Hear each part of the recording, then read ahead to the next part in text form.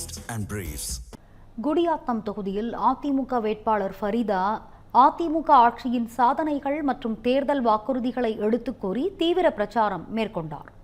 சட்டமன்ற தேர்தல் வரும் 23ஆம் தேதி நடைபெறவுள்ள நிலையில் வேலூர் மாவட்டம் குடியாத்தம் தொகுதியில் அதிமுக சார்பில் ஃபரிதா போட்டியிடுகிறார். இதையொட்டி அவர் தீவிர பிரச்சாரத்தில் ஈடுபட்டு வருகிறார். மொரசப்பள்ளி, டிடி மோட்டூர், கமலாபுரம், சிந்தகனபாய் உள்ளிட்ட பல்வேறு பகுதிகளில் திறந்தவெளி வாகனத்தில் வீதி வீதியாக சென்று அதிமுக ஆட்சியின் சாதனைகள் மற்றும் வாக்குறுதிகளை எடுத்துக் கூறி வாக்கு சேகரித்தார்.